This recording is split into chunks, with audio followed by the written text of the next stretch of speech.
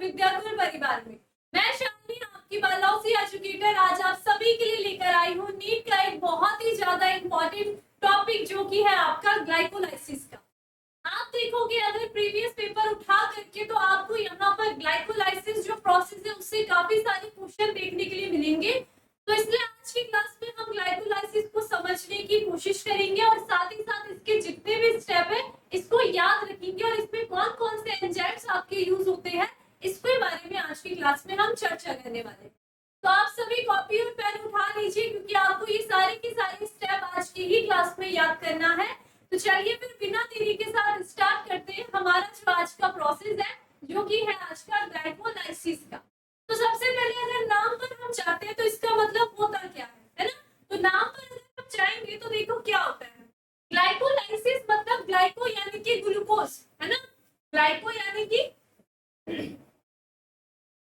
यानी कि ग्लूकोज ये और लाइसिस का मतलब होता है टूटना यानी कि टूटना है ना। यानी कि हम क्या कह सकते हैं ब्रेक डाउन। तो आपको नाम से बहुत अच्छे से क्लियर हो रहा है कि ग्लाइकोलाइसिस वो प्रोसेस होती है जिसमें कि ग्लूकोज टूटता है छोटे मॉलिक्यूल्स में। ठीक है, यहाँ पर क्या होता है ग्लूकोज का टूटना कहलाता है आपका ग्लाइकोलाइसिस। अब आप देखोगे ग्लाइकोलाइसिस प्रोसेस में जो आपका ग्लूकोज होता है, ये जो ग्लूकोज होता है यानी कि जो कि आपका 6 कार्बन वाला ग्लूकोज होता है ये यहाँ पर किस में चेंज होता है पाइरुविक एसिड में।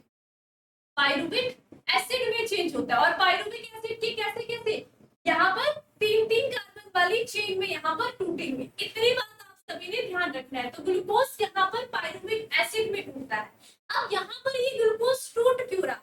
अगर आप बात करते हैं जितने भी आपकी पादप कोशिका होती है, जंतु कोशिकाएं होती है या जो भी बैक्टीरिया होते हैं वो ग्लूकोज को तोड़ते हैं क्योंकि इसको तोड़ने के उपरांत निकलती है यहाँ से भर भर के एनर्जी।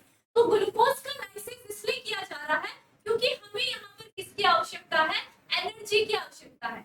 जब ग्लूकोज टूटेगा तो ये एनर्जी निकालेगा और ये जो एनर्जी निकलती है इसका यूज करती है आपकी जो भी होती है सेल्स यानी कि कोशिकाएं क्या करेंगी अपने कार्य को सुचारू रूप से चलाती है और अन्य जितने भी अणु होते हैं उनका संश्लेषण किसके द्वारा हो रहा है इस एनर्जी के द्वारा होता है। तो एक बात आपको बहुत अच्छे से क्लियर हो गई है कि ग्लूकोज को तोड़ने का मतलब है कि इसकी एनर्जी को निकालना और फिर इसकी एनर्जी का यूज हमारी जो भी कोशिकाएं होती है वो अपने कार्यों के लिए करती है। तो यहाँ पर हम कह सकते हैं कि ये जो ऐसी प्रोसेस है जिसके द्वारा हम क्या कर रहे हैं एनर्जी को निकाल रहे हैं। क्लियर हो गई इतनी बात। अब यहाँ पर बात आ जाती है कि आखिर ये ग्लाइकोलाइसिस चलता कहाँ है। ठीक है, तो पहला क्वेश्चन हमारा यही होता है कि ग्लाइकोलाइसिस की प्रोसेस होती क्या है। तो मैंने कहा किसी भी चाहे हम पादप कोशिका की बात करें चाहे हम जंतु कोशिका की बात करें या हम किसकी बात कर रहे हैं बैक्टीरिया की बात करें। ठीक है, किसकी बैक्टीरिया की बात करें तो उनकी कोशिकाओं में ये कहाँ चलेगा ये आप सभी को ध्यान रखना है। माना बात ये क्या है कोशिका। ठीक है, ये क्या है एक सेल है। क्लियर, इसमें यहाँ पर क्या है इसका माइटोकॉन्ड्रिया।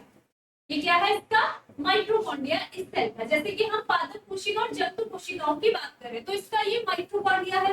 अब ये जो ग्लाइकोलाइसिस होता है ये चलता है इसका कहाँ पर ये होता है आपका क्या कोशिका द्रव। क्या होता है कोशिका द्रव के अंदर।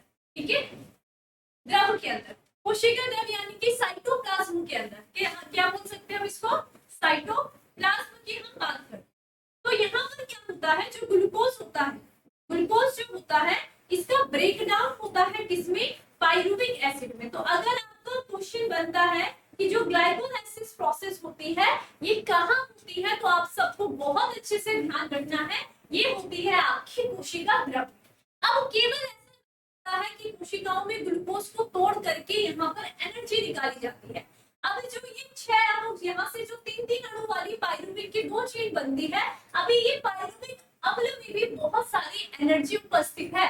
तो हम क्या करते हैं यहाँ पर कोशिकाएं ही इस पाइरुविक एसिड को भी तोड़ेगी लेकिन ये जो पाइरुविक एसिड को तोड़ने की क्रिया होती है ये कहाँ होंगे अब माइटोकॉन्ड्रिया के अंदर होगी और लास्ट में जितनी भी एनर्जी होगी वो भी एक विशेष प्रक्रिया के द्वारा बाहर निकाली जाती है। क्लियर हो गया। तो पहला जो यहाँ पर ग्लूकोज जो आपके शरीर में हम बात कर रहे हैं अणु ग्लूकोज उपस्थित है उसको तोड़ेंगे पायरुविक एसिड में, यहाँ से पहले एनर्जी को निकालेंगे, फिर बाद में आगे और साइकिल जो चलेगी उसमें हम क्या करेंगे, इस पायरुविक एसिड को तोड़ तोड़ करके भी एनर्जी को निकालते हैं, जिसमें हम क्रेब्स साइकिल के बारे में पढ़ेंगे। ठीक है, तो ये सारी की सारी हमें आगे साइकिल पढ़नी होगी, लेकिन आज का जो टॉपिक है वो है आपका ग्लाइकोलाइसिस। अब हम जैसे कि बात कर लेते हैं, हम बात करते हैं कि ग्लूकोज हमें कहां से, हम कैसे कैसे निकाल सकते हैं, है ना। तो यहाँ देखिए, जैसे कि हम बात करते हैं सुक्रोज की, सुक्रोज की बात करते हैं। सुक्रोज होता क्या है ना, हम कहते हैं कि हाँ ठीक है सुक्रोज उपस्थित है, तो सुक्रोज का मतलब क्या है, ग्लूकोज प्लस फ्रक्टोज, फ्रक्टोज। ठीक है, तो सुक्रोज को भी क्या किया जाता है, पहले तोड़ा जाता है। ये जो सुक्रोज होता है इसको चेंज किया जाता है, तो यहाँ पर सुक्रोज टूटता है किसमें, इसमें ग्लूकोज में टूटता है प्लस फ्रक्टोज में टूटता है। ठीक है, ग्लूकोज और फ्रक्टोज में टूटता है, और ये जो ग्लूकोज, जो सुक्रोज से ग्लूकोज और फ्रक्टोज निकलते हैं, यानी कि पहले जो सुक्रोज का मतलब क्या होता है, ग्लूकोज प्लस फ्रक्टोज, ये दोनों साथ रहते हैं, इसी का सात रूप क्या है, सुक्रोज है। अब इस सुक्रोज से हमें ग्लूकोज अलग करना है, फ्रक्टोज अलग करना है, क्योंकि हम तोड़ते किसे, ग्लूकोज को तोड़ते हैं, तो फ्रक्टोज भी बाद में ग्लूकोज में ही चेंज हो जाता है। तो ग्लूकोज और फ्रक्टोज को तोड़ने के लिए यहाँ पर किया जाता है एंजाइम्स का यूज, जिसे हम कहते हैं इन्वर्टेज एंजाइम्स। इस एंजाइम्स के द्वारा, इन्वर्टेज एंजाइम्स क्या करता है, इस सुक्रोज को तोड़ता है ग्लूकोज प्लस फ्रक्टोज में। बाद में ये जो फ्रक्टोज होता है, ये भी, क्योंकि आप सभी को पता है ग्लूकोज फ्रक्टोज दोनों का सूत्र सेम ही होता है, बस इनकी संरचना थोड़ी अलग होती है। ये जो फ्रक्टोज होता है ये भी किस में चेंज हो जाएगा, ग्लूकोज में चेंज हो जाता है। अब ये जो ग्लूकोज होगा यही आगे चल करके ग्लाइकोलाइसिस प्रोसेस में भाग लेगा, ताकि आगे चल करके इससे भी एनर्जी निकले और लास्ट में जो अणु निकलेगा वो पायरुविक एसिड निकलेगा।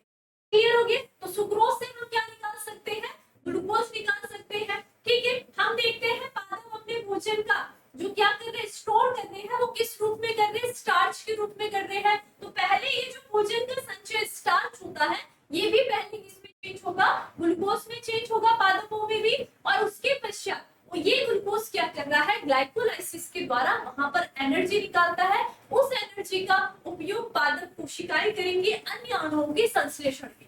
तो मुझे लगता है कि आपको एक छोटा सा जो परिचय हो गया होगा कि बहुत अच्छे से क्लियर है कि क्या होता है ग्लाइकोलाइसिस, ग्लूकोज को तोड़ना, और ये जो तोड़ना हो रहा है ये अलग अलग स्टेप में होते हैं। हमारा उद्देश्य है कि यहाँ से एनर्जी निकालना। क्लियर हो गई इतनी बातें। ठीक है, अब इसी बातों को हम पढ़ लेते हैं। तो देखिए क्या है, देखेंगे ध्यान से। ग्लूकोज के नियंत्रण संपूर्ण ऑक्सीकरण दहन से अंतिम उत्पाद के रूप में कार्बन डाइऑक्साइड, CO2 तथा जल के रसात ऊर्जा निकलती है, जिसका सार्वत्रिक भाग ऊष्मा के रूप में निकल जाता है। तो जब ग्लूकोज को आप तोड़ते होंगे, आप हमेशा बचपन से ये समीकरण पढ़ते आ रहे हो, ग्लूकोज टूट रहा है किसकी, अगर ऑक्सीजन की उपस्थिति में टूटेगा, है ना। ऑक्सीजन, आप पादप की बात करें, जंतु की बात करें तो O2 में प्रेजेंट है, तो ये ऑक्सीजन की उपस्थिति में ग्लूकोज टूटता है किसमें, कार्बन डाइऑक्साइड में, जल में, और आप देख रहे हो इसमें ऊर्जा की मात्रा निकल गई है। ये जो ऊर्जा निकलती है किस रूप में निकलेगी, आपके एटीपी के रूप में निकलती है। ठीक है, उसके बाद अभी एटीपी के रूप में नहीं, इसके अलावा आप प्रोसेस में देखोगे एनर्जी के और भी आपको रूप देखने के लिए मिलते हैं।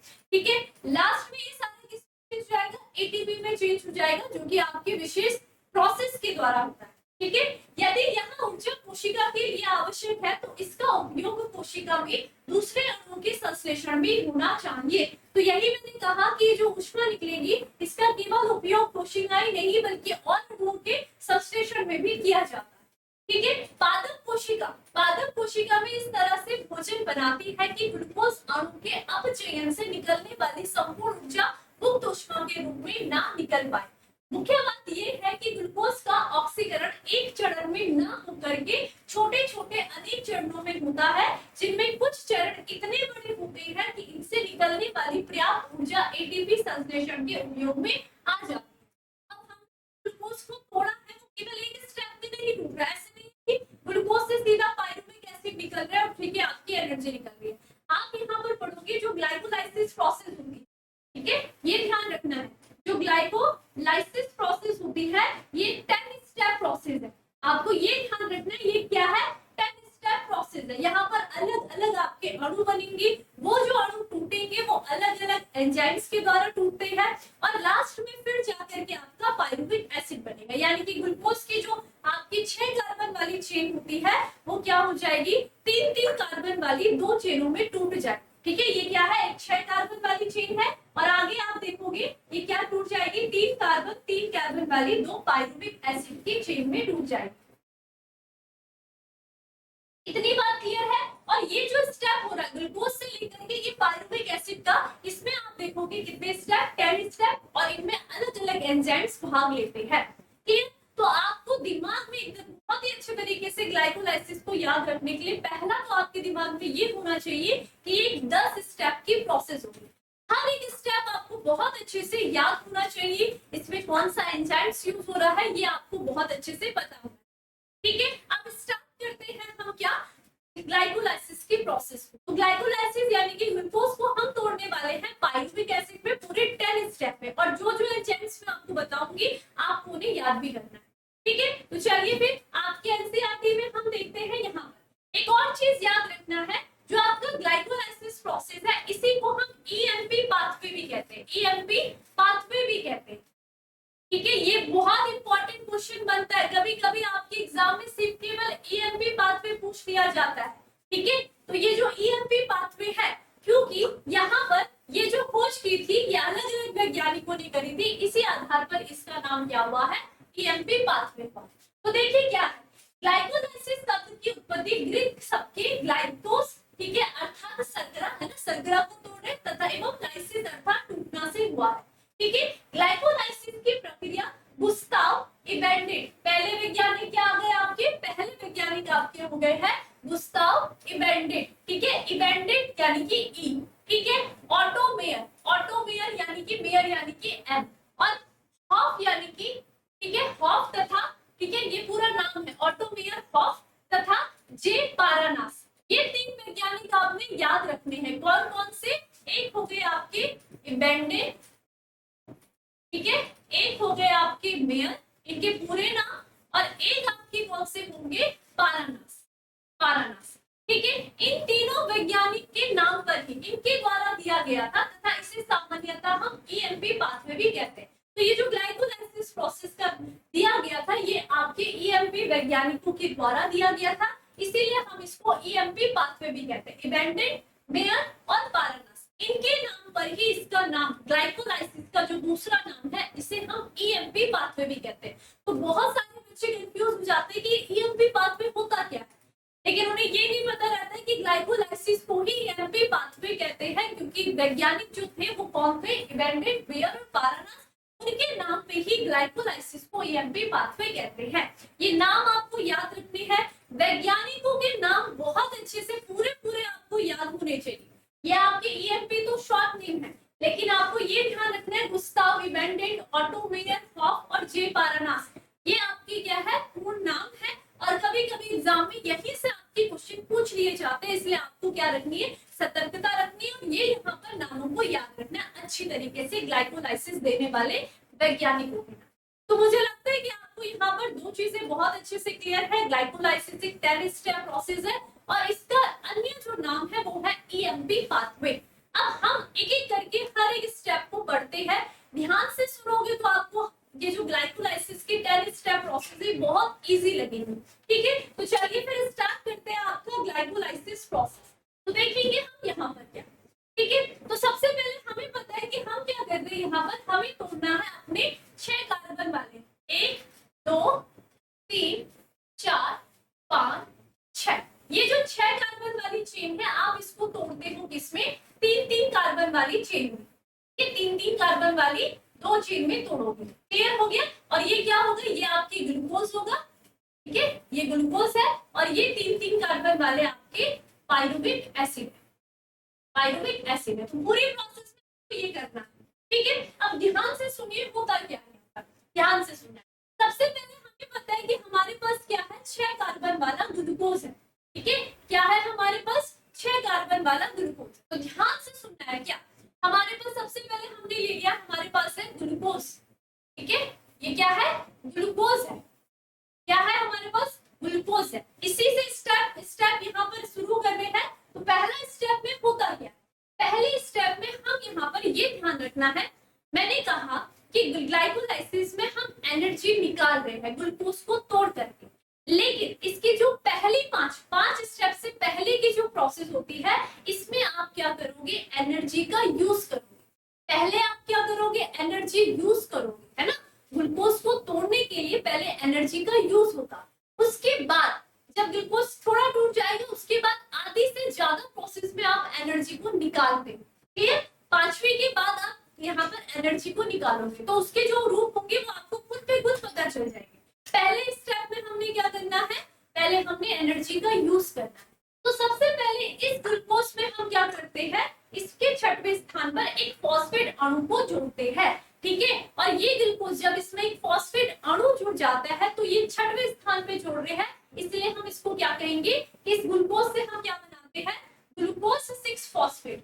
ग्लूकोज क्या 6, हमने छठवें स्थान पर क्या जोड़ा है, फॉस्फेट जोड़ा है ना। तो ग्लूकोज 6 फॉस्फेट हो जाएगा, इतनी बात क्लियर है। ठीक है, अब ये जो ग्लूकोज 6 फॉस्फेट बना है, ये बना कैसे, है ना। तो सबसे पहले ये ध्यान रखना है, यहाँ पर क्या हुआ है, हमने एक एटीपी अणु था, हमारे पास क्या था, एटीपी था। ठीक है, मैंने कहा ना पहले हमें एनर्जी को यूज करना है, तो ये जो एटीपी था, हमने इस एटीपी से एक फॉस्फेट अणु ले लिया और उसके पश्चात ये जो एटीपी है वो किसमें कन्वर्ट हो गया, देखो एडिनोसिन ट्राइफॉस्फेट से जब एक फॉस्फेट हट जाएगा तो ये एडिनोसिन डाइफॉस्फेट बन जाएगा। तो पहला हमने एटीपी को यूज करना है, जिससे कि हमारा ग्लूकोज 6 फॉस्फेट बन गया। अब यहाँ पर ग्लूकोज से ग्लूकोज 6 फॉस्फेट बनाने के लिए जो एंजाइम्स जिम्मेदार होता है, यहाँ पर एंजाइम्स का नाम होता है हेक्सोकाइनेज एंजाइम्स। ठीक है, क्या है, हेक्सोकाइनेज एंजाइम, हेक्सो यानी कि 6। ठीक है, क्लियर, इतनी बात ध्यान रखना है। तो ये जो एंजाइम्स यहाँ पर यूज होता है, ग्लूकोज से ग्लूकोज 6 फॉस्फेट बनता है, वो बनता है हेक्सोकाइनेज एंजाइम से। क्लियर हो गई है, हेक्सोकाइनेज एंजाइम्स। तो ये रहा आपका कौन सा स्टेप, ये आ गया आपका पहला स्टेप। ठीक है, ये कौन सा स्टेप हो गया है आपका, ये हो गया है पहला स्टेप। ग्लूकोज था, ये टूटा, और ये यहाँ पर आ गया आपका क्या, दूसरा स्टेप। क्लियर हो गया।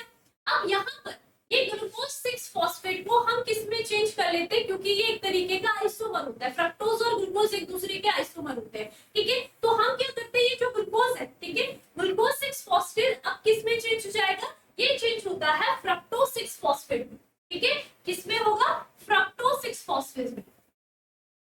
हमने इसका रूप चेंज कर दिया है, बाकी सेम ही है, फ्रक्टोज 6 फॉस्फेट है ना। फ्रक्टोज में तो क्या होता है आपका 6 कार्बन वाली संरचना होती है, तो ये किसमें चेंज हो गया है, फ्रक्टोज 6 फॉस्फेट में। ठीक है, तो तीसरा स्टेप इसका क्या हो गया आपका, फ्रक्टोज 6 फॉस्फेट का।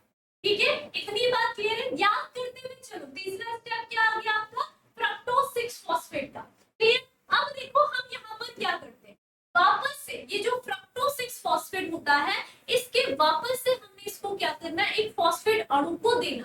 जब हम एक और फॉस्फेट अणु देंगे तो हम इसको क्या कहेंगे, फ्रक्टोज 1,6 फॉस्फेट। हमने एक क्या करा है, फ्रक्टोज फॉस्फेट दिया है ना, और वो फॉस्फेट कहां से देंगे, वहीं से एटीपी को तोड़ करके देंगे हम। ठीक है, तो अब यहाँ पर क्या बनेगा, इस फ्रक्टोज 6 फॉस्फेट से क्या बनेगा, फ्रक्टोज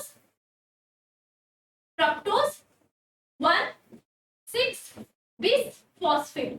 ठीक है, तो हमने एक और यहाँ पर फॉस्फेट दिया, एक और फॉस्फेट दिया, चौथे स्टेप में हमने एक और फॉस्फेट दिया, और ये जो फॉस्फेट दिया वो सेम कैसे दिया हमने, हमारे पास जो था क्या, एटीपी था, यहाँ पर क्या था, जो एटीपी था एडिनोसिन ट्राइफॉस्फेट। ठीक है, एडिनोसिन ट्राइफॉस्फेट था, एनर्जी का यूज किया, पहले हम एनर्जी का यूज करेंगे। ठीक है, अब ये जो एटीपी से एक फॉस्फेट यहाँ दे दिया, तो ये किसमें कन्वर्ट हो जाएगा, एटीपी। क्लियर हो गया। तो पहले जो पहला वाला स्टेप और तीसरे वाले स्टेप में हम यहाँ पर क्या कर रहे हैं, किसी भी नए उत्पाद को बनाने के लिए पहले एनर्जी का यूज कर रहे हैं। अब इसके बाद बस हमने जो यूज करना था 2 एटीपी अणु का, वो हमने कर लिया। अब यहाँ से एनर्जी निकलेगी, अब हम जो भी अणु तोड़ेंगे उसमें हम एनर्जी को भर भर के निकालेंगे। ठीक, बस यहाँ पर हमें थोड़ा सा क्या करना पड़ेगा, दाता बनना पड़ेगा। उसके बाद अब देखो कि आपके पास कैसे एनर्जी भर भर के निकल करके आएगी। क्लियर हो गई, तो ये हो गई आपकी चौथी। ठीक है, तो पहले मुझे लगता है कि आपको बहुत अच्छे से क्लियर हो गई है, ग्लूकोज से ग्लूकोज 6 फॉस्फेट, ग्लूकोज 6 फॉस्फेट से फ्रक्टोज 6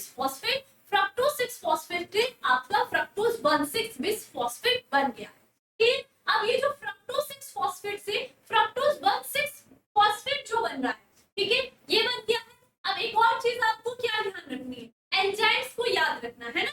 एंजाइम्स की अगर हम बात करेंगे तो देखो मैंने क्या कहा, ग्लूकोज 6 फॉस्फेट से फ्रक्टोज 6 फॉस्फेट बन रहा है, तो ये क्या है, ये एक दूसरे के आइसोमर होते हैं, ठीक है। तो यहाँ पर एंजाइम्स जो यूज होता है वो होता है आइसोमरेज।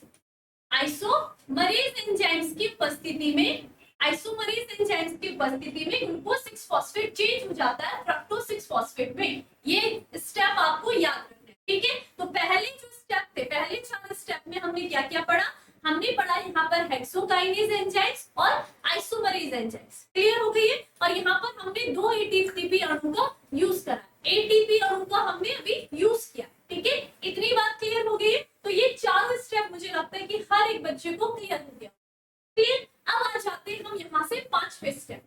देखो 5वें स्टेप में क्या होता है, ये जो फ्रक्टोज 1,6 बिस फॉस्फेट होता है ये यहाँ पर टूटता है 3-3 कार्बन वाली श्रृंखला में, है ना।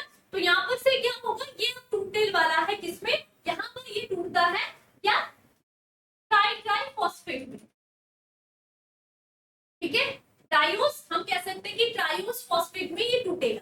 अब देखो होता क्या है, अब ये फ्रक्टोज 1,6 बिस फॉस्फेट से क्या बनेगा, एक एल्डिहाइड ग्रुप बनता है और एक यहाँ पर कीटोन ग्रुप बनता है, ठीक है। एक क्या बनेगा, एक बनेगा यहाँ पर एल्डिहाइड ग्रुप, एल्डिहाइड ग्रुप बनेगा, ठीक है, जिसे हम ट्राइओस फॉस्फेट कहते हैं, ठीक है। और एक क्या बनेगा आपका, कीटोन ग्रुप बनेगा, क्लियर हो गई है। क्या बन रहा है, 5वें स्टेप में हमने देखा क्या बन रहा है, एक साइड फ्रक्टोज 1,6 बिस फॉस्फेट जब टूटेगा तो इसके परिणाम स्वरूप क्या बनेगा, यहाँ पर ट्राइओस फॉस्फेट बनेंगे। ये दोनों के दोनों क्या है, ट्राइओस फॉस्फेट, ट्राइओस फॉस्फेट है, ठीक है। क्या है, ट्राइओस फॉस्फेट है, 3-3 अणु में टूटेंगे, ठीक है। ट्राइओस फॉस्फेट दोनों क्या है, ट्राइओस फॉस्फेट है। एक क्या बनेगा, एल्डिहाइड ग्रुप बनेगा और एक आपका क्या बनेगा, कीटोन ग्रुप बनेगा। किससे बना ये, फ्रक्टोज 1 बिस फॉस्फेट से, 1,6 बिस फॉस्फेट से, ठीक है। अब जो एल्डिहाइड ग्रुप होता है इस ग्रुप को हम क्या कहते हैं, इसका नाम आपने बहुत अच्छे से याद रखना है, ग्लिसरॉल्डिहाइड 3 फॉस्फेट। मैंने क्या कहा, ये जो 6 फॉस्फेट वाली संरचना थी अब ये 3-3 फॉस्फेट वाली संरचना में टूट रहा है, तो ट्राइओस फॉस्फेट में क्या बनेगा, ये ध्यान रखना है। जो एल्डिहाइड वाला ग्रुप होता है इसे हम कहेंगे ग्लिसरॉल्डिहाइड 3 फॉस्फेट। क्या कहेंगे, ग्लिसरॉल्डिहाइड 3 फॉस्फेट, क्लियर हो गया, ठीक है। और जो कीटोन वाला ग्रुप होता है इसे हम क्या कहेंगे, इसे हम कहेंगे डाइहाइड्रोक्सी एसीटोन फॉस्फेट। एसीटोन है ना, कीटोन ग्रुप आ गया और ये क्या हो गया है, फॉस्फेट बन गया, क्लियर हो गई है। तो 5वां जो स्टेप था वहां पर आपको क्या मिले हैं, ट्राइओस फॉस्फेट मिले हैं। कौन कौन से, एक एल्डिहाइड ग्रुप मिला और एक कीटोन ग्रुप मिला। जो एल्डिहाइड ग्रुप था इसे हमने कहा ग्लिसरॉल्डिहाइड 3 फॉस्फेट, क्लियर। और जो दूसरा था कीटोन ग्रुप वो कौन सा था आपका, डाइहाइड्रोक्सी एसीटोन फॉस्फेट। क्या आपको 5 स्टेप क्लियर हो गए हैं ग्लाइकोलाइसिस का। सबसे पहले ग्लूकोज से ग्लूकोज 6 फॉस्फेट, हेक्सोकाइनेज की उपस्थिति में एटीपी अणु का यूज हुआ। फिर ग्लूकोज 6 फॉस्फेट से फ्रक्टोज 6 फॉस्फेट, फिर यहाँ पर किसमें चेंज हो गया है, फ्रक्टोज 1,6 बिस फॉस्फेट में। ये जो फ्रक्टोज 1,6 बिस फॉस्फेट होगा ये यहाँ पर 2 ट्राइओस फॉस्फेट का निर्माण करता है, एल्डिहाइड का और एक कीटोन का। जो एल्डिहाइड ग्रुप होगा वो होता है ग्लिसरॉल्डिहाइड 3 फॉस्फेट और जो आपका कीटोन ग्रुप होता है उसे डाइहाइड्रोक्सी एसीटोन फॉस्फेट कहते हैं। तो ये ग्लाइकोलाइसिस के 5 स्टेप मुझे लगता है कि अब तक हर बच्चे के दिमाग में बहुत अच्छे से बैठ गई होगी और कहीं ना कहीं आपको ग्लाइकोलाइसिस की जो प्रोसेस होगी वो काफी इजी भी लग रही होगी अगर आप केवल अभी इस ब्लैक बोर्ड में ये 5 स्टेप देख रहे हो, ठीक है। अब हमारा काम क्या था, यहाँ तक कोशिकाएं एटीपी का यूज कर रही है, ठीक है। ये ग्लूकोज से यहाँ तक 5वें स्टेप तक हमने एनर्जी को यूज किया, जबकि हमने कहा था ग्लूकोज में हम क्या करें, तो ग्लाइकोलाइसिस में हम एनर्जी को निकालते हैं।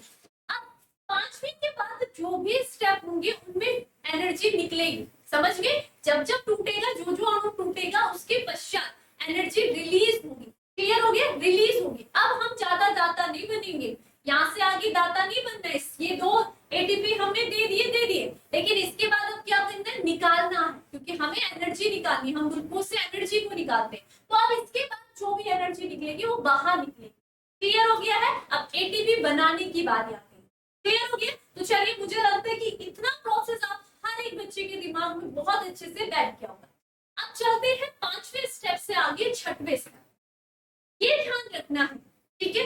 क्या ध्यान रखना है कि ये दोनों क्या होते हैं, ठीक है? आप सभी को पता है कीटोन आसानी से किसमें चेंज हो सकता है, एल्डिहाइड में, और एल्डिहाइड आसानी से कीटोन में चेंज होती है, ये ध्यान रखना है, ठीक है? तो अब क्या होगा यहाँ पर, ये जो डाइहाइड्रोक्सी एसीटोन फॉस्फेट होता है ये भी किसमें चेंज होगा, आपका ग्लिसरॉल्डिहाइड 3 फॉस्फेट में। तो आगे का जो स्टेप चलेगा वो यहाँ से आगे चलेगा, ठीक है? ये क्या हो जाएगा, ये चेंज हो जाता है, डाइहाइड्रोक्सी एसीटोन एल्डिहाइड ग्रुप में चेंज होगा और फिर वापस से ये क्रिया चलती है, ठीक है? तो आप जितने भी अणु बनेंगे वो डबल बनेंगे, एक इसका अणु बनेगा और एक इसका, क्योंकि ये भी तो इसमें चेंज हो रहा है ना, तो हम 2 into कर लेंगे सब में। इतनी बात क्लियर? एनर्जी भी निकलेगी तो उसमें भी हमें 2 into करना है। क्यों करना है? क्योंकि जो डाइहाइड्रोक्सी एसीटोन फॉस्फेट होता है वो किसमें चेंज होगा, ग्लिसरॉल्डिहाइड 3 फॉस्फेट में चेंज होगा, और बाकी जो जैसा प्रोसेस पूरा चलेगा 6वां 7वां 8वां 10वें तक वो सेम चलेगा, ठीक है? तो आप यहाँ पर 2 अणुओं को लेकर के चलना है, क्योंकि ये भी क्या हुआ है, इसमें चेंज हुआ है, तो आप यहाँ पर 2 into करते हुए हम आगे बढ़ेंगे। क्लियर हो गई ये इतनी बात? तो चलिए अब इसके आगे से प्रोसेस स्टार्ट होगी। तो अगले पेज में मैं लिख देती हूँ 5वें स्टेप, है ना? 5वें स्टेप में मैंने क्या कहा, 5वें स्टेप में आपके पास 2 अणु, 2 ट्रायूस बने, ट्रायूस फॉस्फेट बने। एक आपका क्या बना था 5वें में, आपका एक क्या बना था, एक बना था ग्लिसरॉल्डिहाइड 3 फॉस्फेट, है ना? क्या बना था, ग्लिसरॉल्डिहाइड 3 फॉस्फेट बना था, ठीक है? इसी को हम पागल भी बोलते हैं, PAGL, ठीक है? शॉर्ट में हम क्या बोलते हैं, पागल भी बोलते हैं, ठीक है? और दूसरा क्या बना था, दूसरा आपका क्या बना था, दूसरा बना था आपका डाइहाइड्रोक्सी या एसीटोन फॉस्फेट, एसीटोन फॉस्फेट बना, है ना? जिसे हम क्या कहते हैं, DHAP। क्लियर? ये नाम आपको याद रखना, शॉर्ट फॉर्म भी आप इनकी अच्छी तरीके से याद रख सकते। चलिए, अब इतनी बात क्लियर हो गई है, ठीक है? अब देखो होता क्या है, तो ये दोनों के दोनों क्या है, अभी तक हमारे पास सारे के सारे क्या थे, 6 कार्बन वाले थे। इससे पहले अगर आप देखोगे, है ना, ये ग्लूकोज क्या था हमारा, 6 कार्बन वाला था, ठीक है? ग्लूकोज 6 फॉस्फेट भी हमारे पास 6 कार्बन वाली श्रृंखला थी, फ्रक्टोज 6 फॉस्फेट भी हमारे पास 6 कार्बन वाली श्रृंखला थी, फ्रक्टोज 1,6 बिस फॉस्फेट भी हमारा 6 कार्बन वाली श्रृंखला थी। अब यहाँ से 5, ये जो चौथा स्टेप है, यहाँ से 5वें स्टेप से अब हमारे पास 2 अणु आ गए हैं। ये मैंने क्या कहा, ट्रायोस फॉस्फेट के हैं, तो ये दोनों के दोनों क्या होंगे, 3-3 कार्बन वाली आपकी संरचना होगी, यानी कि 3-3 कार्बन वाले आपके अणु आ गए। क्लियर हो गई? तो मैं यहाँ पर लिख देती हूँ क्या है, 3 कार्बन वाले, ये 3 कार्बन, ये क्या है, 3 कार्बन वाले। अब यहाँ पर मैंने कहा डाइहाइड्रोक्सी एसीटोन किसमें चेंज होगा, ग्लिसरॉल्डिहाइड में होगा। इसके बाद जो भी स्टेप होंगे उसमें हम 2 into करेंगे, क्योंकि वो भी तो टूटेगा, है ना? वो भी तो टूट रहा है, ये तो टूटेगा अपने भी, लेकिन उसका भी तो तोड़ेगा, तो साथ में यहाँ पर हर बात में आपको 2 into करना है। अब यहाँ पर तोड़ना स्टार्ट करो और तोड़ते तोड़ते एनर्जी को निकालना भी स्टार्ट करो, ठीक है? तो अब स्टार्ट हो गया आपका कौन सा स्टेप, 6वां स्टेप। तो देखो यहाँ पर होता क्या है, ग्लिसरॉल्डिहाइड 3 फॉस्फेट आपका क्या होगा, यहाँ पर 1,3 बिस फॉस्फोग्लिसरिक एसिड में टूटता है। क्या बोला मैंने, ये 1,3 बिस फॉस्फोग्लिसरिक एसिड में, फॉस्फोग्लिसरिक एसिड में टूटता है, ठीक है? किसमें टूट गया ये, 1,3 बिस ग्लिसरिक फॉस्फोग्लिसरिक एसिड में टूट गया। अब यहाँ से हम फॉस्फेट को निकालते रहते हैं, लेकिन यहाँ पर क्या होता है, इस प्रोसेस में यहाँ पर जो NADH अणु होता है, ठीक है, इससे क्या होगा, यहाँ पर ये कन्वर्ट हो जाता है NADH प्लस H+ में। क्लियर हो गया? ठीक है, ये किसमें होगा, NADH प्लस H+ अणु में कन्वर्ट हो जाएगा। इसी के परिणाम स्वरूप 1,3 बिस फॉस्फोग्लिसरिक एसिड का निर्माण होता है। आप देखोगे ये जो NADH होता है ना, ये होता है आपके 3 एटीपी अणु के बराबर, जो कि हम बाद में पढ़ेंगे। कितने अणु के बराबर होगा? 3। अब यहाँ से क्या हुई? एनर्जी निकली। जब हमने ग्लिसरल्डिहाइड 3-फॉस्फेट अम्ल को तोड़ा, ठीक है, इस अणु को तोड़ा, तो इससे क्या निकला? यहाँ पर NADH यहाँ पर निकलेगा। क्लियर हो गया? और ये एनर्जी का बड़ा रूप है, एटीपी का बड़ा रूप होगा, यानी कि 3 अणु जब एटीपी मिलते हैं, ये क्या बनाएगा? NADH को बनाएगा। ठीक है, यानी कि NADH को तोड़ करके 3 एटीपी अणु आपके निकलते हैं, इतनी मात्रा में ऊर्जा निकलेगी। क्लियर हो गया? अब उसके बाद फिर से अब हमने तोड़ना स्टार्ट करना है, तो तोड़ने में हम क्या कर रहे हैं? देखो ये भी कितने बनेंगे, क्योंकि यहाँ पर मैंने कहा ना उसका भी लेकर के चलेंगे, तो 2 इंटू कर लेंगे, है ना, 2 बनेंगे इसके अणु। अब 1,3 बिस फॉस्फोग्लिसरिक एसिड, अब इसको थोड़ा और तोड़ दो, तो 1,3 है, तो आप किस में तोड़ोगे? यहाँ पर 3 फॉस्फोग्लिसरिक एसिड में 1,3। अब उल्टी स्टेप चल रही है, तो ये कितना हो जाएगा? ये बन जाएगा आपका 3 क्या? 3 आपका 3 फॉस्फोग्लिसरिक एसिड, ठीक है, 3 फॉस्फोग्लिसरिक एसिड। क्लियर? फिर 3 फॉस्फोग्लिसरिक एसिड किस में टूटेगा? 2, फिर 2 लिख दो, 2 फॉस्फोग्लिसरिक एसिड, फॉस्फोग्लिसरिक एसिड टूट गया, है ना। हमने क्या करा? हमने तोड़ना तोड़ना, तो जब क्या हुआ? जब 1,3 बिस फॉस्फोग्लिसरिक एसिड से यहाँ पर क्या टूटा? 3 फॉस्फोग्लिसरिक एसिड टूटा, तो यहाँ पर भी इस प्रोसेस में क्या हुई है? एनर्जी रिलीज हुई है। ठीक है, कौन सी प्रोसेस में भी है? ये वाली प्रोसेस में। ठीक है, ये कौन सा स्टेप आ गया? 7वां, और ये कौन सा आ गया आपका? 8वां स्टेप आ गया। ठीक है, तो 6वें स्टेप में भी आप क्या करोगे? यहाँ पर भी एनर्जी निकाल दो। अब मैंने कहा ना एनर्जी निकालने का काम है, तो यहाँ पर जो एटीपी अणु होता है, एटीपी अणु से हम क्या करेंगे? एक फॉस्फेट अणु को जोड़ देते हैं, तो यहाँ पर एटीपी अणु निकलता है, तो ये क्या हो गया? रिलीज हो गया। ठीक है, तो एनर्जी निकल गई। ठीक है, यहाँ पर भी हम 2 इंटू करेंगे, क्यों? क्योंकि ये 2 प्रोसेस चल रही है ना। ठीक है, तो एनर्जी भी डबल डबल निकल रही है, 2 इंटू करते जाओ। और ये कितने? कार्बन की 3 कार्बन वाली सारी श्रृंखलाएं निकल रही है, तो 3 कार्बन, ठीक है, 3 कार्बन वाली श्रृंखला निकल रही है। क्लियर? उसके बाद आ जाओ आगे। उसके बाद देखो 2 फॉस्फोग्लिसरिक एसिड से अब 9वां स्टेप क्या होता है? यहाँ पर इसके बाद बनता है आपका क्या? PEP। शॉर्ट फॉर्म में आप इसको याद रखोगे, PEP। तो यहाँ पर बनता है फॉस्फोइनॉल पाइरुवेट। ठीक है, फॉस्फोइनॉल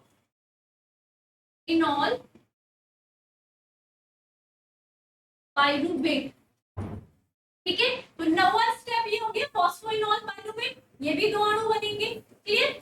फॉस्फोइनॉल पाइरुवेट बनेगा। ठीक है, तो जब 2 फॉस्फोग्लिसरिक एसिड से फॉस्फोइनॉल पाइरुवेट बनता है, तो यहाँ पर एक जल का अणु निकलेगा। यहाँ पर क्या याद रखोगे? इससे क्या निकलेगा? यहाँ से एक जल का अणु बाहर निकलता है, तो मैं यहाँ पर दिखा देती हूँ आपको, H2O यानी कि जल का अणु बाहर निकलेगा।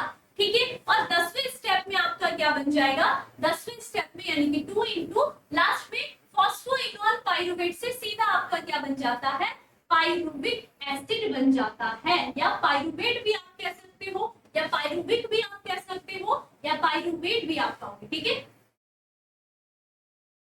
पाइरुविक एसिड बन जाएगा। ठीक है, ठीक है, पाइरुविक एसिड बोल दो या पाइरुवेट बोल दो, ठीक है, या पाइरुवेट बोल दो, कुछ भी बोलोगे वो सेम। कितनी बात क्लियर हो गया? तो 10 स्टेप हो गए हमारे यहाँ तक, और 10 स्टेप में आपने क्या देखा? अच्छा, जब क्या होगा? फॉस्फोइनॉल पाइरुवेट जब पाइरुविक एसिड में टूटेगा, तो यहाँ पर भी क्या निकलेगी? एनर्जी निकलेगी। तो एनर्जी क्या है? एटीपी से इसका निर्माण होगा, आपका एटीपी का निर्माण होगा। क्लियर हो गया? तो हमने क्या क्या देखा? एक तो आपका ये 5वें स्टेप में एनर्जी निकली, 6वें स्टेप में एनर्जी निकली, और 9वें स्टेप में एनर्जी निकली, है ना। कितने स्टेप में? 3 स्टेप में एनर्जी निकली। जबकि हमने उस समय देखा पहले स्टेप और चौथे स्टेप में हमने एनर्जी को यूज किया। इतनी बात क्लियर है? तो ये 10 स्टेप की प्रोसेस हो गई। देखो ध्यान से देखो, सबसे पहला स्टेप था ग्लूकोज। ग्लूकोज से क्या बना? ग्लूकोज 6 फॉस्फेट बना। ग्लूकोज 6 फॉस्फेट से आपका क्या बना? फ्रक्टोज 6 फॉस्फेट बना। फ्रक्टोज 6 फॉस्फेट से आपका क्या बना? फ्रक्टोज 1,6 फॉस्फेट बना। फ्रक्टोज 1,6 फॉस्फेट आपका ट्रायोज फॉस्फेट में टूटता है, एक एल्डिहाइड ग्रुप बनेगा और एक आपका कीटोन ग्रुप बनता है। जो एल्डिहाइड ग्रुप बनेगा वो आपका क्या बन ग्लिसरॉल्डिहाइड 3 फॉस्फेट और वो क्या बना, डाइहाइड्रोक्सी एसीटोन आपका फॉस्फेट बन गया। ठीक है, फिर ये क्या हो गया, आइसोमर है, ये डाइहाइड्रोक्सी जो एसीटोन फॉस्फेट है ये भी किस में कन्वर्ट होता है, ग्लिसरॉल्डिहाइड आपके 3 फॉस्फेट में। अब यहाँ से क्रिया आगे बन रही है, तो ग्लिसरॉल्डिहाइड 3 फॉस्फेट किसमें बदलेगा, यानी कि किसमें टूटेगा, अब टूटने वाली क्रिया टूटेगा 1,3 बिस फॉस्फोग्लिसरिक एसिड में। ठीक है, 1,3 बिस फॉस्फोग्लिसरिक एसिड में। तो जब यहाँ पर ये टूटता है तो काफी मात्रा में एनर्जी निकलती है, NADH जो होता है ये एनर्जी के रूप में निकलता है। एक NADH 3 ATP अणु के बराबर होते हैं, ये आपने ध्यान रखना है। क्लियर हो गया। उसके बाद 1,3 बिस फॉस्फोग्लिसरिक एसिड जो होगा ये 3 फॉस्फोग्लिसरिक एसिड में टूटेगा, 3 वाला फिर 2 फॉस्फोग्लिसरिक एसिड में टूटेगा, और यहाँ पर भी 1,3 बिस फॉस्फोग्लिसरिक एसिड से जब 3 फॉस्फोग्लिसरिक एसिड टूटेगा तो यहाँ पर भी क्या होती है, एनर्जी निकलती है। क्लियर हो गई। उसके बाद 2 फॉस्फोग्लिसरिक एसिड है, ये किसमें, फॉस्फोइनोल पाइरुवेट में। जब ये फॉस्फोइनोल पाइरुवेट बनाएगा तो यहाँ से जल का अणु निकल करके फिर ये फॉस्फोइनोल पाइरुवेट बनता है, और ये फॉस्फोइनोल पाइरुवेट लास्ट में फिर इससे जब एनर्जी निकलेगी, ये टूटेगा, एनर्जी निकलेगी तो यहाँ पर पाइरुवेट बनता है। तो यहाँ पर क्या, यहाँ पर ये जो पाइरुवेट है, ये देखो ये 3 कार्बन है, ये भी क्या है, 3 कार्बन है। तो ग्लूकोज के हमने क्या करा, ग्लूकोज 6 कार्बन वाली चेन पे लास्ट में आपके यहाँ पर 2 इंटू करा ना, तो 3 कार्बन वाली आपके क्या बन गए, 2 पाइरुविक एसिड बन गए। क्या आपको ये स्टेप क्लियर हो गया है। अब अगर हम इसकी एनर्जी को काउंट करते हैं तो एनर्जी को काउंट कैसे करोगे, देख आप सभी को पता है कि हमने क्या करा है, पहले स्टेप में, पहला स्टेप जब हमने क्या करा था, ग्लूकोज से ग्लूकोज 6 फॉस्फेट बनाया तो वहां पर एनर्जी का यूज किया है ना, तो हमने क्या करा, वहां पर एनर्जी को यूज करा, तो एटीपी हमने क्या करी थी, वहां पर यूज करी थी, है ना। उसके बाद चौथे स्टेप में आ जाओ, जब हमने फ्रक्टोज 6 फॉस्फेट से फ्रक्टोज 1,6 फॉस्फेट का निर्माण करा, तो वो जो चौथा स्टेप था वहां पर भी हमने क्या करी थी, एटीपी को यूज किया, है ना, एटीपी को यूज करा था। इतनी बात क्लियर। तो यहाँ पर 2 एटीपी के अणु माइनस हो जाएंगे, माइनस होंगे ना क्योंकि हमने यूज करा था। लेकिन उसके बाद जो आपको कौन सा स्टेप आया था, 5वां स्टेप आया था, है ना। उसके बाद कौन सा स्टेप आया था आपका, 5वां स्टेप, जहां पर हमने क्या करा था, जहां पर हमने जो आपका कौन सा था, ग्लिसरॉल्डिहाइड 3 फॉस्फेट था, ग्लिसरॉल्डिहाइड 3 फॉस्फेट था, जब ये 1,3 बिस ग्लिसरिक फॉस्फोग्लिसरिक एसिड में टूटा था तो यहाँ पर क्या बने थे, आपके NADH अणु बने थे, NADH अणु बने थे, है ना। और मैंने क्या कहा, NADH कितने बने थे आपके, 2 बने थे, 2 बने थे, ठीक है, 2 बने थे। उसके बाद फिर वापस आ जाओ, फिर 6वें स्थान पर जब 1,3 बिस फॉस्फोग्लिसरिक एसिड टूटा था किसमें, 3 फॉस्फोग्लिसरिक एसिड में, तो फिर से क्या बना था, एक एटीपी बना था। लेकिन एटीपी क्या होगा, इनटू क्या करेंगे हम, 2 करेंगे, क्योंकि ये डबल प्रोसेस चल रही थी ना आपकी, है ना, 2 अणु बन रहे थे, ठीक है। फिर उसके बाद हमने लास्ट में एनर्जी कहाँ निकाली थी, जहां पर आपका क्या आया था, 9वां स्टेप आया था, जहां पर आपने देखा था, जहां पर आपका PEP से फॉस्फोइनोल पाइरुवेट से जब पाइरुविक एसिड टूट रहा था तो वहां पर भी क्या बात था, जो आपका 9वां स्टेप था वहां पर आपने देखा कि हमारे यहाँ पर भी एटीपी थे और इसको भी हम मल्टीप्लाई करें, क्योंकि क्या थे, 2 अणु निकल रहे थे, ठीक है। अब अगर आप एनर्जी को गिनोगे तो एनर्जी कितनी निकली, NADH कितने निकले आपके, 2 निकले, है ना। तो मैंने कहा एक NADH इक्वल टू कितने होते हैं, 3 एटीपी अणु के बराबर होते हैं। तो हम क्या कर सकते हैं, 3 एटीपी इंटू कितना हो जाएगा, 2, यानी कि कितने हो जाएंगे 2 अणु, यानी कि 3 दूनी 6 एटीपी बन गए, यहाँ पर 6 एटीपी बन गए, ठीक है। यानी कि NADH से हमारे पास जो हमारे पास 5वें स्टेप चला था उससे हमें 6 एटीपी अणु मिले थे। अब ये एटीपी अणु यहीं पर नहीं मिलते, ग्लाइकोलाइसिस प्रोसेस में आपको कभी भी यहाँ पर एनर्जी का रूप नहीं देखने के लिए मिलेगा, ये सारा एनर्जी जाएगा आपका माइटोकॉन्ड्रिया में। फिर माइटोकॉन्ड्रिया में जो आपका NADH होता है ये सब टूट करके FADH, ठीक है, अलग अलग साइकिल से, क्रैब्स साइकिल से भी निकलेगा, तो वहां पर आपकी कौन सी चेन चलती है, इलेक्ट्रॉन ट्रांसपोर्ट चेन चलती है माइटोकॉन्ड्रिया में, वहां पर ये सारे के सारे अणु टूटते हैं, वो भी हम पढ़ेंगे कि कैसे NADH से एनर्जी निकलती है, समझ में आ गया। तो अभी ये एनर्जी नहीं निकली, लेकिन मैं केवल आपको एनर्जी को गिनवा रही हूँ कि हमें एक ग्लाइकोलाइसिस प्रोसेस से कितने एटीपी अणु मिलते हैं। क्लियर हो गया। ये मत सोचना कि यहीं पर आपकी एनर्जी निकल जाएगी, ये सारा का सारा भी माइटोकॉन्ड्रिया में जाएगा और फिर वहां से एनर्जी निकलेगी।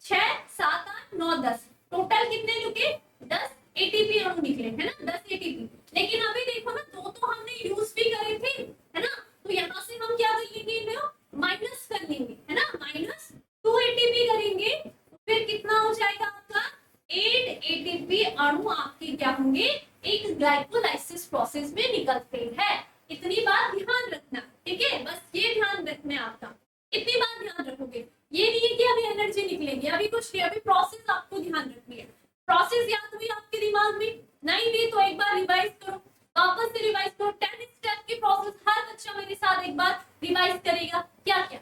सबसे पहले ग्लूकोज को तोड़ेंगे, यहाँ पर एनर्जी यूज होगी, ठीक है, यानी कि जो एटीपी अणु है उससे एडीपी बनेगा। और कौन से एंजाइम से, हेक्सोकाइनेज एंजाइम्स का यूज होता है ग्लूकोज से, ग्लूकोज 6 फॉस्फेट बन गया, हो गया, आया दिमाग में। फिर ग्लूकोज से हमने ग्लूकोज 6 फॉस्फेट क्या कर रहा है, किसका आइसोमरेज है, ये आपका फ्रक्टोज का है, तो यहाँ पर ग्लूकोज 6 फॉस्फेट आइसोमरेज एंजाइम्स की प्रेजेंस में फ्रक्टोज 6 फॉस्फेट में बदल गया।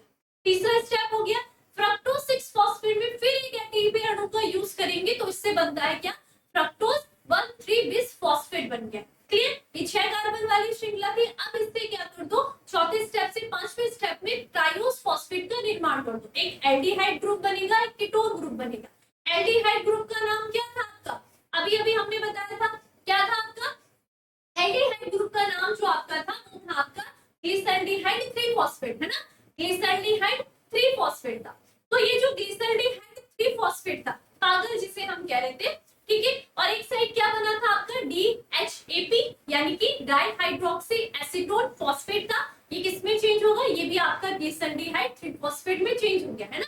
फिर जो आपका ग्लिसरल्डिहाइड 3 फॉस्फेट था ये किसमें टूटा, 1,3 बिस ग्लिसरिक एसिड में टूटा, है ना, यहाँ से क्या निकला, NaDH अणु निकला। क्लियर, फिर आपका जो 1,3 बिस ग्लिसरिक एसिड था वो किसमें टूटेगा, 3 फॉस्फोग्लिसरिक एसिड में, 3 फॉस्फोग्लिसरिक एसिड में टूटा तो फिर एनर्जी निकली एटीपी के रूप में, ठीक है, 3 फॉस्फोग्लिसरिक एसिड 2 फॉस्फोग्लिसरिक एसिड में टूटा, 2 फॉस्फोग्लिसरिक एसिड किसमें टूटेगा आपका, पीईपी में, है ना, फॉस्फोइनॉल पाइरुवेट में टूटता है। और यहाँ पर क्या हुआ था आपका, हमने कहा था जल का अणु निकलेगा।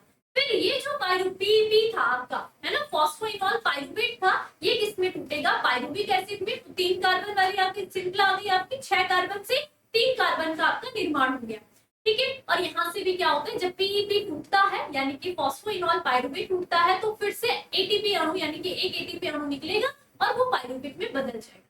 मुझे लगता है कि हर एक बच्चे को ये 10 स्टेप आज की क्लास में याद हो गया होगा।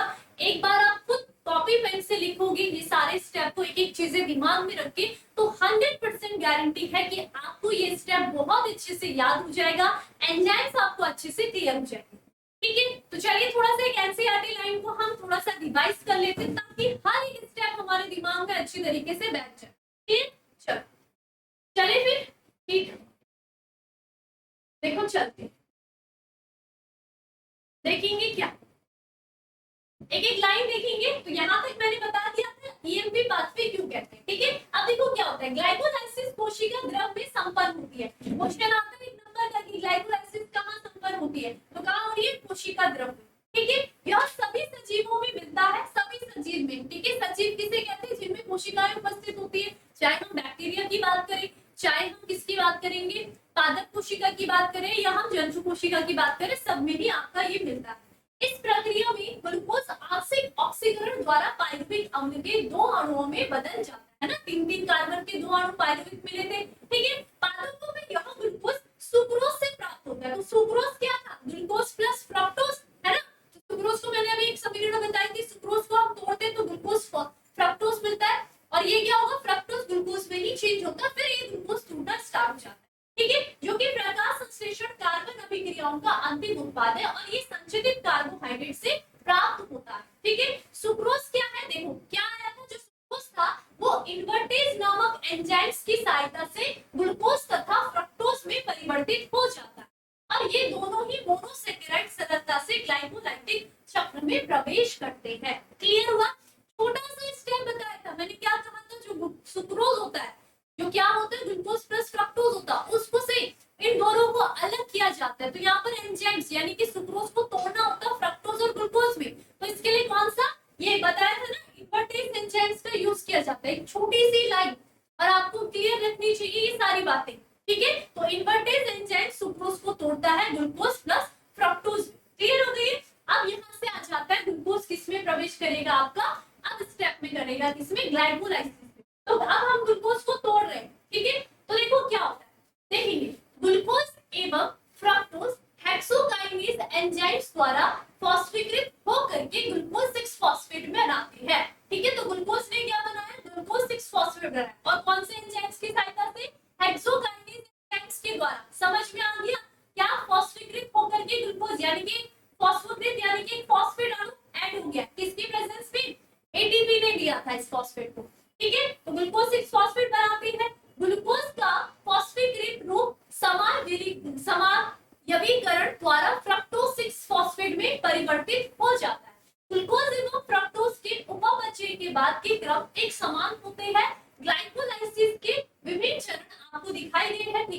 ग्लाइकोलाइसिस में 10 श्रृंखलाएं अभिक्रिया में विभिन्न एंजाइम्स द्वारा ग्लूकोज से पाइरुवेट का निर्माण होता है।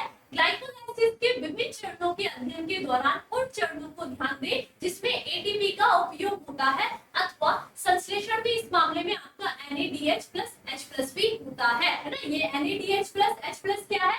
एटीपी के 3 अणु इसमें उपस्थित होते हैं। इतना प्रोसेस क्लियर है? ठीक है। अब आपको हर एक स्टेप को ध्यान रखना है। ठीक है, हम आ गए तीसरे स्टेप में। ठीक है, अब देखो आपको हर एक चीज एक पॉइंट क्लियर हो जाएगा एनसीईआरटी का। देखो क्या हुआ, जो फ्रक्टोज 1,6 बिस फॉस्फेट टूट करके डाइहाइड्रोक्सी एसीटोन फॉस्फेट में और 3 फॉस्फोग्लिसरॉल्डिहाइड यानी कि PGAL बनाता है। ठीक है, जब क्या होगा 3 फॉस्फोग्लिसरॉल्डिहाइड का एक किसमें टूटा है 1,3 बाई फॉस्फोग्लिसरेट में परिवर्तित होता है और क्या निकलता है NADH से NADH प्लस H+ का निर्माण होता है। ठीक है, अब वही PGAL से दो समान अपोपचय यानी कि रिडॉक्स के द्वारा दो हाइड्रोजन अणु निकल रहे, यानी कि दो क्रिया थी ना DATH के DHAP की। ठीक है, और ये पृथक होकर के NADH के एक अणु की ओर स्थानांतरित होता है। PGAL ऑक्सीकृत होकर के अकार्बनिक फॉस्फेट से मिलकर के BPGA में परिवर्तित हो जाता है। BPAG यानी कि जो आपका कौन सा था वही 1,3 बिस फॉस्फोग्लिसरिक एसिड में परिवर्तित हो गया। ठीक है, फिर DPGA यानी कि आपका वो इथेनॉल वाला ग्रुप है ना, वो क्या होगा 3 फॉस्फोग्लिसरिक अम्ल में परिवर्तित ऊर्जा उत्पादन करने वाली प्रक्रिया है। इस ऊर्जा का उपयोग एटीपी का निर्माण में होता है और PEP लास्ट का स्टेप आ गया, PEP का पाइरुविक अम्ल में परिवर्तन के दौरान एटीपी का भी निर्माण होता है। ठीक है, प्रोसेस आपको पूरी एनसीईआरटी में दी है, 10 लाइन में आपको पूरा समझा दिया गया है क्या क्या बन रहा है। ठीक है, थ्योरी में इतना एक्सप्लेन करा नहीं है, थ्योरी में आपके जो भी थे पहले से लेके चौथे, फिर आपका 5वां 6वां एक्सप्लेन है और फिर 9वां 10वां एक्सप्लेन हो रहा है। क्लियर हो गई इतनी बात? लेकिन आपको अगर आपको मैंने पूरे स्टेप बताए हैं 10 के 10 स्टेप, कहां पर आपकी ऊर्जा निकली थी, एटीपी कहां निकला, NADH DH आपका NAD प्लस H+ जो निकला था वो कहां निकला है, ये भी आपको क्लियर होगा। ठीक है, NADH प्लस H+, ये एनर्जी का कैसा रूप है, 3 एटीपी अणु इस पे समाहित रहते हैं, ये आपने ध्यान रखना है। क्लियर? कौन से स्टेप में, 5वें स्टेप में। 5वें स्टेप में एनर्जी निकली, 6वें स्टेप में एनर्जी निकली और 9वें स्टेप में एनर्जी निकली। समझ में आ गया? ठीक है, और यूज कहां हुई थी, पहले स्टेप में हुई थी और आपके तीसरे स्टेप में यूज हुई। क्लियर हो गई है? ठीक है, एक बार हर एक बच्चा एक बार कोशिश करना कि ये 10 स्टेप की प्रोसेस आप लोग खुद से लिख सकते हो या नहीं लिख सकते हो। आज की क्लास के बाद एक बार खुद से ये 10 स्टेप लिखो, 101% आपको ये स्टेप बहुत अच्छे से क्लियर हो जाएगा।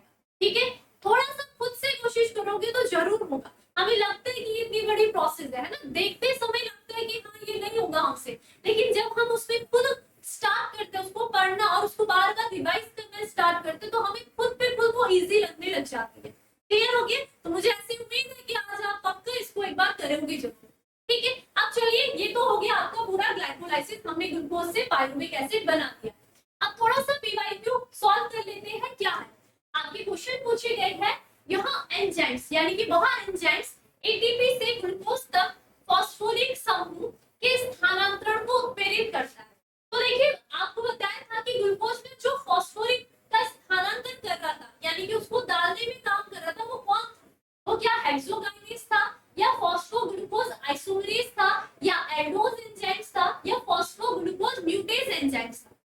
ठीक है, तो आपने अभी अभी क्या पढ़ा था, आपने केवल एक एंजाइम्स का नाम पढ़ा है, वो क्या है आपका हेक्सोकाइनेज एंजाइम्स। तो ऑप्शन नंबर ए जो बच्चे दे रहे हैं वो बिल्कुल सही आंसर दे रहे हैं। समझ में आ गया है? ठीक है, उसके बाद अगला देखेंगे, अगला क्वेश्चन है ग्लाइकोलाइसिस का रूपांतरण क्या है। आपको पता है कि ग्लाइकोलाइसिस में हम क्या कर रहे हैं, क्या फ्रक्टोज को फॉस्फोएनॉल पाइरुवेट में पढ़ रहे हैं या फिर हम फ्रक्टोज को पाइरुविक एसिड में बदल रहे हैं या फिर हम फॉस्फोइनॉल पाइरुवेट में ग्लूकोज बदल रहे हैं या फिर ग्लूकोज से पाइरुवेट बदल रहे हैं। तो आपको मैंने क्या कहा, ग्लाइकोलाइसिस, ग्लाइको ग्लूकोज और लाइसिस यानी कि टूटना। तो हम ग्लूकोज से क्या बना रहे थे, पाइरुविक एसिड बना रहे थे, तो जाहिर सी बात है ग्लूकोज पाइरुविक में यहाँ पर रूपांतरित हो रहा है, इसी को हम ग्लाइकोलाइसिस कहते हैं। ठीक है, ग्लूकोज का पाइरुविक अम्ल में रूपांतरण ही ग्लाइकोलाइसिस कहलाता है। तो जो बच्चे ऑप्शन नंबर डी दे रहा है वो बच्चे बिल्कुल सही आंसर दे रहे हैं। क्लियर हो गया। इसके बाद अगला क्वेश्चन देखेंगे, यहाँ एंजाइम्स ग्लाइकोलाइसिस का ईएमपी मार्ग के पहले चरण को प्रेरित करता है। तो पहले चरण कौन सा था आपका? ग्लूकोज से ग्लूकोज 6 फॉस्फेट बना है ना, और यहाँ पर कौन सा एंजाइम्स यूज हुआ था? बिल्कुल सही, वेरी गुड, बिल्कुल सही। कौन था? एक्सोकाइनेज एंजाइम्स, है ना। बहुत इंपॉर्टेंट एंजाइम्स है, नाम बहुत बार पूछा जाता है इसका एग्जाम में, तो बिल्कुल सही है। कहीं है आपका हेक्सोकाइनेज? ये तो ग्लूकोकाइनेज है, बिल्कुल नहीं होगा। पायरुवेट काइनेज नहीं, फॉस्फोफ्रक्टोकाइनेज नहीं, तो ये क्या हो जाएगा? पहले चरण का जो एंजाइम्स है वो है आपका हेक्सोकाइनेज एंजाइम्स। तो मुझे लगता है कि ये जो 10 स्टेप की आज तक सारे बच्चों को इतनी कठिन लगती थी, ये पूरी की पूरी ग्लाइकोलाइसिस की प्रोसेस आज की क्लास के बाद हर एक बच्चा जिसने आज की क्लास देखी है उसके लिए स्टेप बहुत ज्यादा इजी हो गए होंगे। ठीक है, एक बार खुद से जरूर प्रैक्टिस करना और बताना जरूर। ठीक है, फिर आज के लिए हम इतना ही रखते हैं और मिलते हैं अगले किसी टॉपिक में आपके साथ। एक बार रिवाइज जरूर करिएगा इस टॉपिक को। ये ध्यान रखना है कि ये जो प्रोसेस भी है ग्लाइकोलाइसिस की, अभी ये पहली प्रोसेस भी है। यहाँ पर हमने कुछ मात्रा में एनर्जी निकाली, इसके बाद अभी पायरुविक एसिड भी टूटेगा। ठीक है, और ये कहाँ टूटेगा? माइटोकॉन्ड्रिया के अंदर जाएगा। तो ये जो अगला साइकिल होगा वो होगा क्रैब साइकिल का। तो मुझे लगता है कि अगला पार्ट हम क्रैब साइकिल का ही पढ़ लेते हैं। तो क्रैब साइकिल से भी हम यहाँ पर एनर्जी निकालेंगे और लास्ट में आपका जो इलेक्ट्रॉन ट्रांसपोर्ट चेन होती है वहां पर जो आपके NADH, FADH जो भी एनर्जी के बड़े बड़े रूप होते हैं उनसे हम ATP के रूप में एनर्जी को निकालेंगे। ठीक है, तो अगला आपका टॉपिक क्रैब रखते हैं ताकि आपको अच्छे से क्लियर हो जाए। तो चलिए फिर आज के लिए इतना ही रखेंगे, तब तक आप सबके सब एक बार रिवाइज करिए, अपना ध्यान रखिए, धन्यवाद।